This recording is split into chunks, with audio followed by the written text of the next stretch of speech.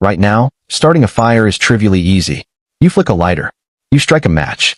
You turn a knob on a stove. The whole process takes about 1 second, and it almost never fails. But for the overwhelming majority of human history, for nearly 300,000 years, starting a fire was one of the most demanding, skilled, and genuinely exhausting physical tasks that a human being could attempt. And failing at it, in the wrong circumstances, could mean death. So how did people do it?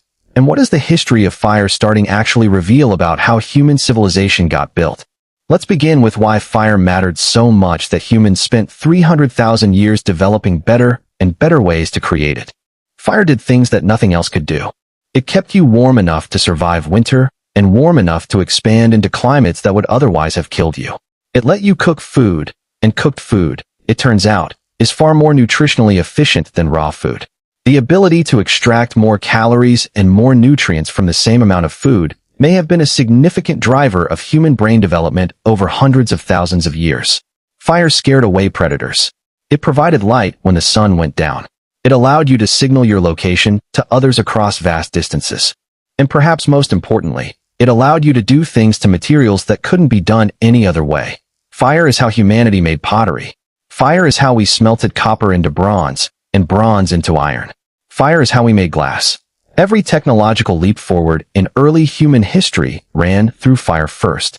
The person in your ancient community who could reliably start fire when everyone else was cold and failing was not just useful. They were essential. They were powerful. The skill of fire making was not a minor convenience. It was survival infrastructure. The most ancient method we have evidence for is friction fire, creating heat through the rapid rubbing of two pieces of wood against each other until the wood itself starts to smolder. The hand drill is probably the oldest form of this. You take a straight, dry spindle of wood, ideally a relatively soft species, and you press it vertically into a notch depression cut into a flat piece of harder wood called a fireboard. Then you place your palms on the spindle and roll it rapidly between them while pushing downward, spinning the spindle at speed against the fireboard. What this does, physically, is generate heat through friction. The spinning motion, combined with the downward pressure, causes wood dust to accumulate in the notch of the fireboard. That dust gets hotter and hotter until, if your wood is dry enough, if your technique is good enough, if your spindle and fireboard are the right species combination, the dust reaches ignition temperature and begins to glow. That glowing clump of black carbonized wood dust is an ember. It is your fire, in its most fragile and earliest form. And what you do next determines whether you have fire or whether you have just spent the last 10 minutes destroying your palms for nothing. You have to take that ember and transfer it into a pre-prepared bundle of the driest, finest, most flammable natural material you could find. Cattail fluff, dry grass, shredded bark. You cup this tinder bundle around the ember and blow gently, consistently, directing your breath into the ember until it grows and spreads, and eventually the tinder bundle itself bursts into flame. This whole process sounds manageable in description. In practice, it requires dry wood of exactly the right species, tinder prepared and waiting, the right body position, significant upper body strength, and enough skill that you don't extinguish the ember in the transfer. Beginners routinely fail dozens of times before succeeding once. And you cannot afford to fail when it's cold and getting dark. Humanity did not stop at the hand drill. Sometime in prehistory, someone figured out that you could attach a bow to the drill spindle in a way that allowed you to rotate it using a back and forth motion, rather than rolling it between your palms. The bow drill was faster, required less physical strain, and could be operated by a single person. One person, one tool, reliable fire. The bow drill became one of the most widespread fire-starting tools in human history, used independently by cultures across every inhabited continent. There was also the fire plow, a technique particularly common in Polynesia, where you push a hardwood point back and forth along a groove in a softer wood board, building up hot wood dust until ignition occurred. And in Southeast Asia, a remarkable invention called the fire piston, a sealed cylinder, usually bamboo, with a plunger. Push the plunger rapidly, and the air inside is compressed so quickly that it heats to the ignition temperature of a small piece of tinder placed at the end. The fire piston is compression ignition, and it is the direct ancestor of the diesel engine. An ancient fire-starting technology from Southeast Asia led to one of the most important inventions of the industrial age. The leap from wood friction to flint and steel was enormous. Flint is a type of silica-rich rock. When you strike it sharply against iron or iron pyrite, small fragments of iron are torn off and oxidized so rapidly that they burn. Those burning iron fragments are sparks, and sparks, directed onto the right material, can start a fire far more reliably and quickly than would friction. The key material for catching sparks from flint and steel is char cloth, a piece of linen or cotton fabric that has been partially combusted by heating it in a sealed tin until it carbonizes without fully burning. Char cloth catches a spark at very low temperatures and holds a glowing ember extremely well. Flint and steel fire kits were the standard portable fire-starting technology across much of the world through to the 19th century. Otzi the Iceman, the 5,300-year-old frozen body found in the Alps in 1991, was carrying a fire kit. He had a piece of iron pyrite, dried fungus called amadou to carry a smoldering ember, and other tinder materials. His fire knowledge was complete and sophisticated. There was another method, used more selectively but with particular cultural weight: fire from the sun. A curved piece of ice, shaped carefully to act as a lens, can focus sunlight onto a piece of tinder and ignite it. This was documented among Arctic peoples who had no flint and no access to wood friction materials in their treeless environment. A piece of clear ice, shaped by hand, focused winter sunlight enough to produce fire.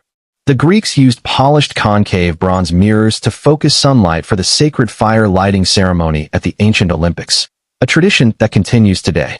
The technology is 3,000 years old.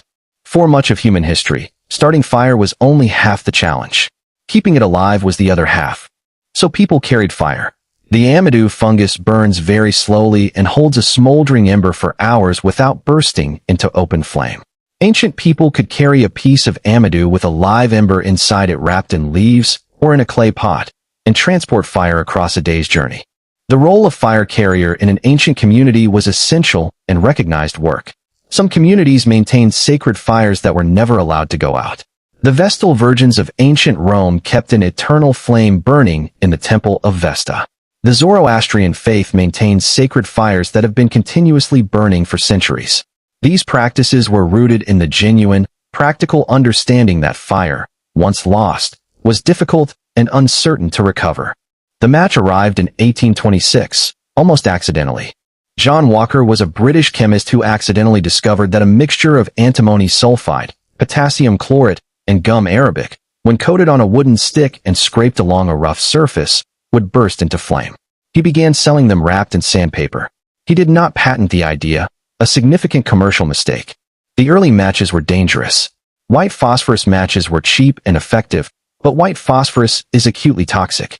Workers in match factories developed a horrifying condition called phossy jaw, a necrosis of the jawbone that was disfiguring and often fatal. The safety match, developed in Sweden in 1855, solved this by separating the reactive chemicals between the match head and the striking surface. Within a few decades, matches made fire genuinely democratic, not a skill requiring years of practice. A single stick, a single motion, a fraction of a second. Anyone, anywhere, anytime. What does this history actually tell us? It tells us that fire making was humanity's original high-stakes skill. For hundreds of thousands of years, the ability to produce fire reliably was one of the most valuable things a person could offer their community.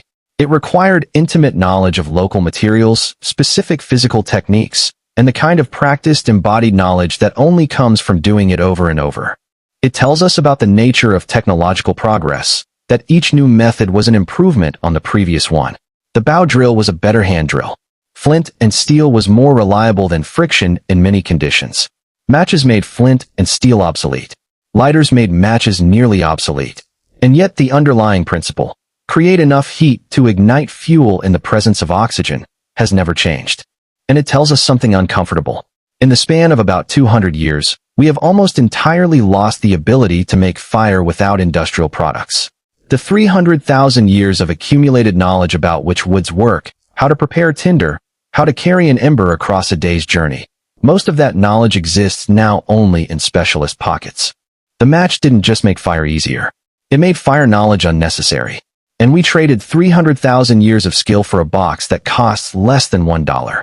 Whether that's a good trade depends on how long the supply chains hold. Which fire starting method genuinely surprised you most?